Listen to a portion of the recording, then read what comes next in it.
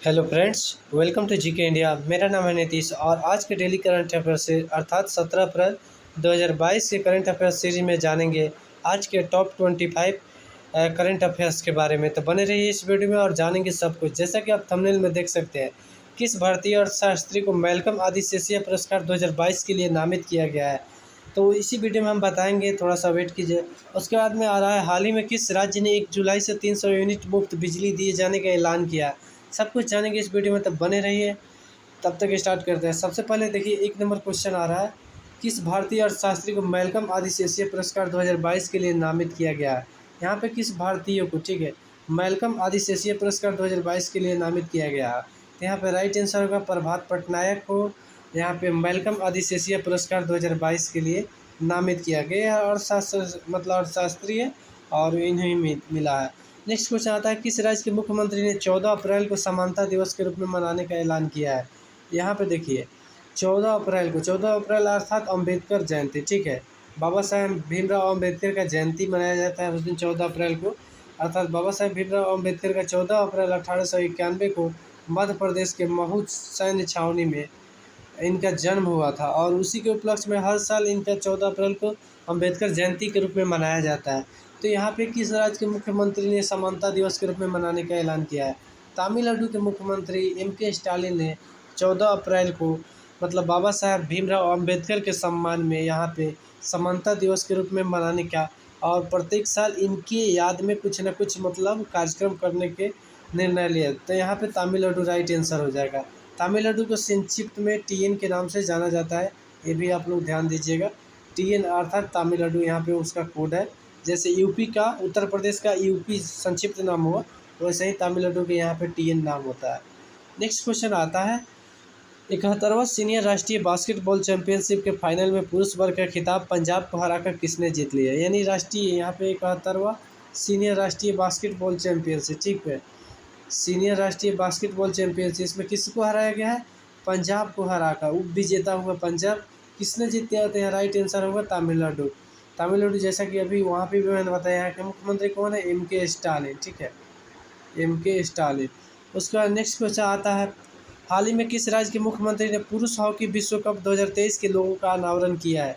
लोगो मतलब यहाँ पे पहचान हो गया, जैसे देखते होंगे किसी कंपनी का पहचान है लोगो, अर्थात इस कंपनी के एक समझिए कि टाइटल नहीं, उसका पहचान संख्या कह सकते हैं। जैसे कि आप देखते होंगे पुलिस की वर्दी पर वहाँ पे बिहार, जैसे अगर राज्य पुलिस है बिहार पुलिस, तो वहाँ पे बिहार पुलिस का आइकन लिखा लगा रहता है, तो सब लोगो हो गया, ठीक है, यही लोगो होता है। तो यहाँ पे आ रहा है पुरुष एकल हॉकी विश्व कप, ठीक है, किस राज्य के मुख्यमंत्री पुरुष हॉकी विश्व कप 2023 के लोगों का अनावरण किया है।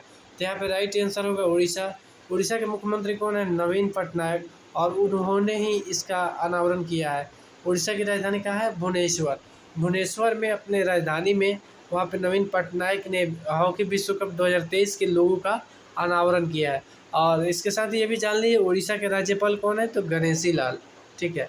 नेक्स्ट क्वेश्चन आता है, हाल ही में राष्ट्रीय कृषि बाजार अपना स्थापना के कितने साल पूरे किए हैं।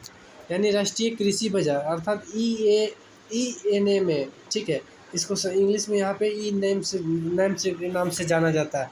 तो यहाँ पे कितने साल पूरे किए, तो यहाँ पे राइट आंसर होगा 6 साल।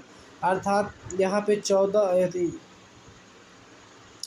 अर्थात इसका स्थापना 2016 में हुआ था, ठीक है, 15 अप्रैल को यहाँ पे राष्ट्रीय कृषि बाजार का स्थापना हुआ था 2016। उसके बाद में आता है नेक्स्ट क्वेश्चन, समुद्र तट महोत्सव सी पौंडी 2022 का उद्घाटन पुदुचेरी में किसने किया है। यहाँ पे समझिए, समुद्र तट महोत्सव सी पौंडी 2022 का उद्घाटन पुदुचेरी में किसने किया है। तो यहाँ पे तमिलसाई सौंदरराजन, जो कि वहाँ के उपराज्यपाल है, उन्होंने ही इसका सी पौंडी 2022 का उद्घाटन किया है पुदुचेरी में। और पुदुचेरी के मुख्यमंत्री कौन, N रंगास्वामी, यहाँ पर ध्यान दीजिएगा। यहाँ राइट आंसर होगा तमिलसाई सौंदरराजन। नेक्स्ट क्वेश्चन आता है, हाल ही में किस देश ने आयरन बीम का सफलतापूर्वक परीक्षण किया। सबसे पहले ये जान लीजिए आयरन बीम है क्या। यह एक लेजर तकनीक पर आधारित मिसाइल रक्षा प्रणाली, यानी मिसाइल टाइप का एक लेजर तकनीक पर आधारित प्रणाली है और इसी का सफलतापूर्वक परीक्षण किया है। तो किस देश ने किया है, यहाँ पे इजराइल होगा। इजराइल के वर्तमान में प्रधानमंत्री कौन है, नेफ्ताली बेनेट, ठीक है। नेक्स्ट क्वेश्चन आता है, हाल ही में विश्व आवाज़ दिवस कब मनाया गया है। विश्व आवाज़ दिवस भी है, ठीक है, इसको नोट कीजिएगा। यहाँ पे 16 अप्रैल हो जाएगा। विश्व आवाज़ दिवस प्रत्येक वर्ष 16 अप्रैल को मनाया जाता है। नेक्स्ट क्वेश्चन आता है, हाल ही में हाथी बचाओ दिवस 2022 का आयोजन, हाथी बचाओ दिवस 2022 का आयोजन किस तिथि को आयोजित हुआ? यहाँ राइट आंसर होगा 16 अप्रैल को हाथी बचाओ दिवस 2022 का आयोजन हुआ। उसका नेक्स्ट क्वेश्चन आता है, किस पेमेंट बैंक ने पे स्प्रिंट की इतना यानी 12.19% हिस्सेदारी खरीदने की घोषणा की है, ठीक है, किस पेमेंट बैंक कंपनी ने? यहाँ राइट आंसर होगा Fino payment bank, Fino, English में इसको Fino FINO, Fino payment bank कहा जाता है, ठीक है, यहाँ पे ध्यान दीजिएगा। नेक्स्ट क्वेश्चन आता है, 12 अप्रैल 2022 को किस बैंक ने अपना 128वां स्थापना दिवस मनाया है?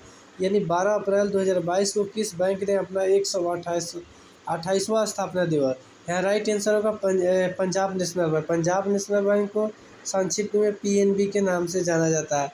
P for Punjab, N for national, B for bank, ठीक है, अर्थात पंजाब नेशनल बैंक ने अपना हाल ही में 12 अप्रैल 2022 को 128वां मतलब 128वां स्थापना दिवस पूरा किया है। इसके बारे में कुछ और संक्षिप्त जान लेते हैं।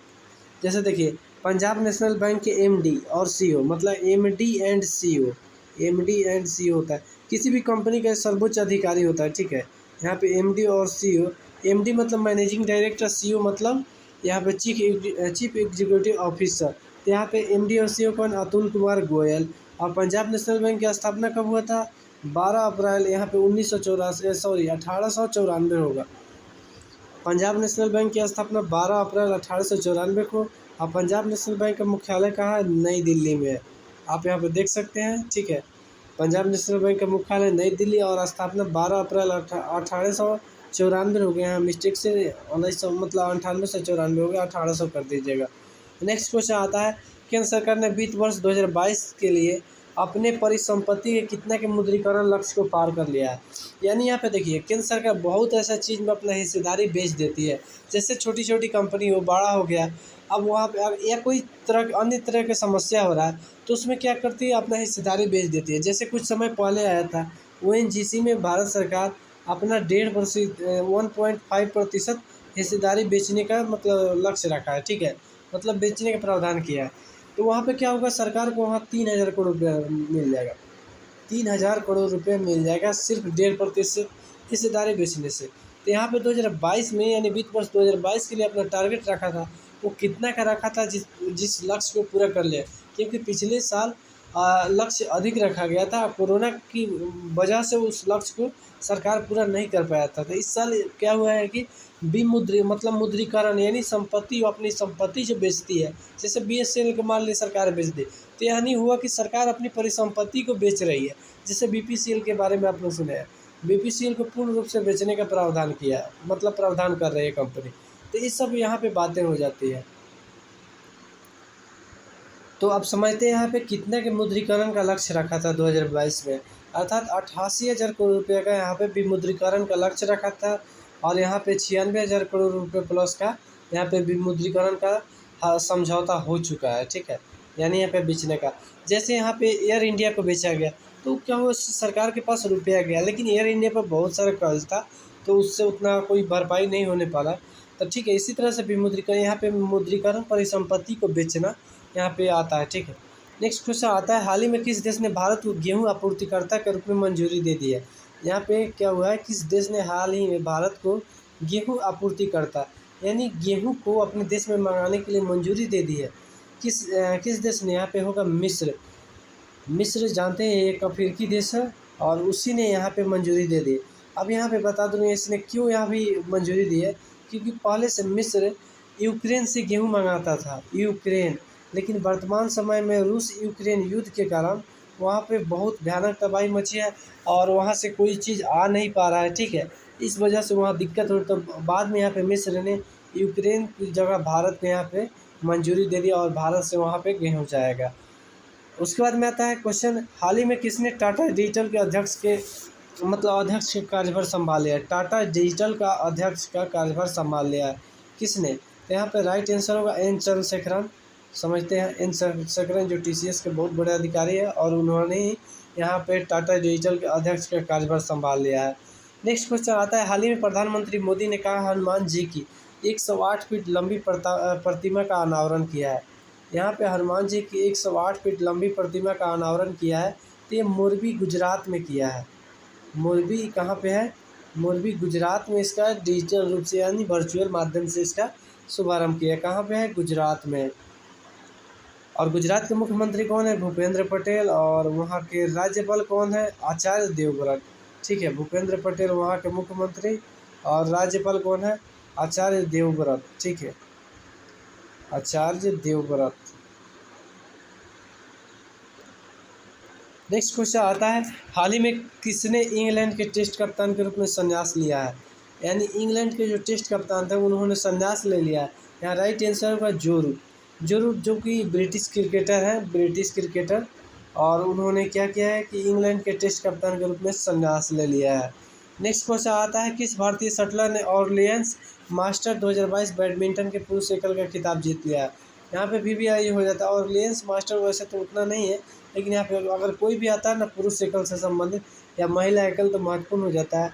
यहाँ राइट आंसर होगा मिथुन मंजुनाथ, जो यहाँ पे पुरुष एकल का खिताब जीता है। और यहाँ पे ऑरलियंस मास्टर, यहाँ पे मिथुन मंजुनाथ, यहाँ पे 2022 का मतलब बैडमिंटन के पुरुष एकल का खिताब जीत लिया है।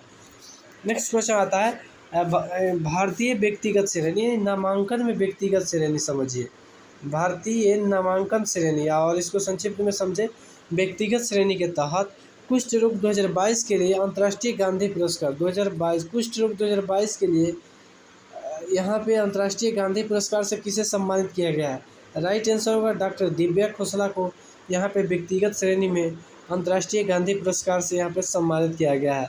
नेक्स्ट क्वेश्चन आता है, हाल ही में प्रधानमंत्री मोदी ने कहाँ, ठीक है, यहाँ पे कहाँ पे प्रधानमंत्री संग्रहालय, मोस्ट VVI की जगह प्रधानमंत्री संग्रहालय का उद्घाटन किया है? मोस्ट VVI, यहाँ राइट आंसर होगा दिल्ली, क्योंकि ये सब राजधानी प्रधानमंत्री संग्रहालय इसमें है कि भारत के सभी पूर्व प्रधानमंत्रियों के प्रतिमा का यहाँ पर अनावरण किया गया है। ठीक है, तो ये सब जो भी होता है राजधानी में होता है, तो ये सब थोड़ा सा ध्यान दीजिएगा तो आप लोग कभी भी गड़बड़ नहीं होंगे। ये सब मेनली कहाँ, ऐसे तो कहीं भी हो जाएगा, लेकिन मेनली ज़्यादातर ये सब बड़े बड़े चीज़ कहाँ पर होते हैं? देश की राजधानी में किए जाते हैं। और यहाँ पे इसका प्रधानमंत्री संग्रहालय का उद्घाटन भी नई दिल्ली में हुआ है।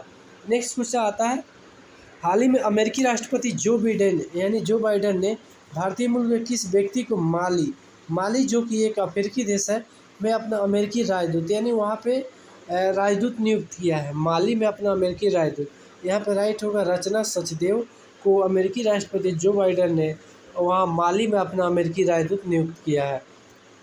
नेक्स्ट क्वेश्चन आता है, हाल ही में रूस ने किस देश के प्रधानमंत्री सहित 10 वरिष्ठ लोगों के रूस आने पर प्रतिबंध लगा दिया है? यहाँ पे VVI इसलिए हो जाता है क्योंकि इस यहाँ पे जो प्रतिबंध लगाया गया, यहाँ पे प्रधानमंत्री, रक्षा मंत्री सहित देश के सबसे वरिष्ठ 10 लोगों पर प्रतिबंध लगाया गया। वो भी प्रधानमंत्री हो जाए तो समझिए कितना बड़ा अधिकारी, यानी सर्वोच्च पद वाले व्यक्ति को यहाँ पे प्रतिबंध लगाया है। यहाँ पे ब्रिटेन के प्रधानमंत्री बोरिस जॉनसन और वहाँ के रक्षा मंत्री, विदेश मंत्री सह अन्य वरिष्ठ अधिकारियों पर रूस के राष्ट्रपति व्लादिमीर पुतिन ने प्रतिबंध लगाया है। अब ये जान लीजिए कि प्रतिबंध क्यों लगाया है, क्योंकि यहाँ पे रूस यूक्रेन के बीच युद्ध चल रहा है। और वहाँ पे क्या हुआ है कि यूक्रेन का समर्थन जताने के लिए ब्रिटेन के प्रधानमंत्री बोरिस जॉनसन वहाँ पे क्या हुआ है कि गोपनीय रूप से वहाँ पे डायरेक्ट वो यूक्रेन पहुँच गए। और वहाँ पे उन्होंने न सिर्फ समर्थन किया है यूक्रेन को, बल्कि वहाँ से चेतावनी भी दी रूस को। इस वजह से रूस के राष्ट्रपति व्लादिमीर पुतिन नाराज़ हो गए और उन्होंने ब्रिटेन के प्रधानमंत्री, रक्षा मंत्री, विदेश मंत्री सह 10 से वरिष्ठ लोगों पर, मतलब लोगों के रूस पे आने पर प्रतिबंध लगा दिया है। नेक्स्ट क्वेश्चन आता है, हाल ही में किस पूर्व पाकिस्तानी प्रधानमंत्री को नेशनल असेंबली का स्पीकर बनाया गया है? यानी क्या हुआ कि वर्तमान में जैसे ही पाकिस्तान में सत्ता परिवर्तन, जो कि मैं आप लोगों को बहुत दिन से अपडेट भी दे रहा हूँ और हमेशा बताया हूँ कि वहाँ पे अभी इमरान खान की सत्ता चली गई है और उसके बाद में वहाँ शहबाज शरीफ प्रधानमंत्री बने हैं। तो वहाँ पे जो मंत्रिमंडल अब नया बन रहा है उसमें स्पीकर का चयन किया गया। तो वहाँ पे किस पूर्व पाकिस्तानी प्रधानमंत्री, यानी ये पूर्व पाकिस्तान के पहले प्रधानमंत्री रह चुके हैं, उन्हीं को नेशनल असेंबली का यहाँ पे स्पीकर बनाया गया, यानी अध्यक्ष बनाया गया। तो यहाँ राइट आंसर होगा राजा परवेज अशरफ को यहाँ पे नेशनल असेंबली यानी पाकिस्तान की संसद को नेशनल असेंबली कहा जाता है, यानी वहाँ की संसद का अध्यक्ष बनाया गया। राजा परवेज अशरफ को यहाँ राइट आंसर होंगे। नेक्स्ट क्वेश्चन आता है, हाल ही में किस राज्य ने 1 जुलाई से 300 यूनिट मुफ्त बिजली दिए जाने का ऐलान किया है?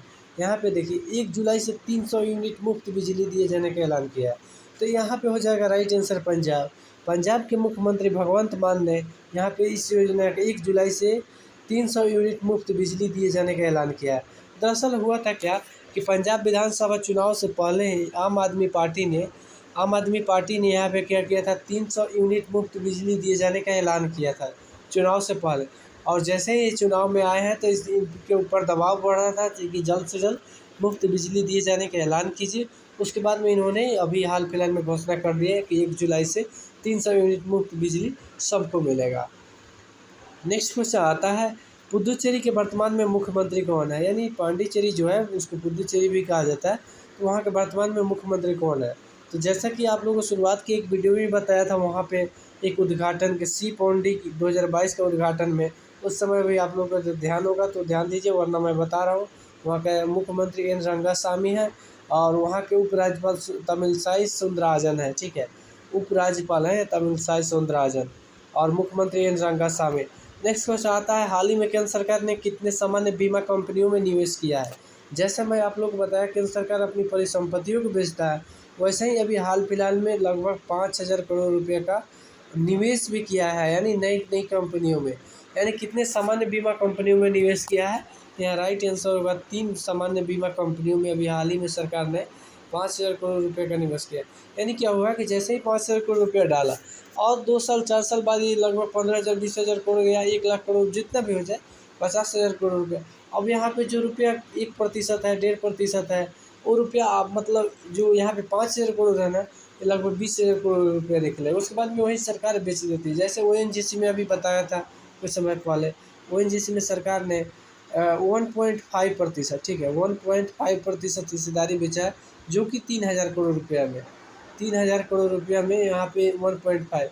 अब पहले यहाँ 3,000 करोड़ सरकार ने नहीं लगाया, बहुत कम पूंजी लगाया था, लेकिन वो रुपया वैल्यूएशन जैसे बढ़ा कंपनी का उसके बाद में बढ़ गया। इसके साथ ही अब बता दूँ, यहाँ पे मैंने करंट अफेयर्स का पूरा आंसर दे दिया है।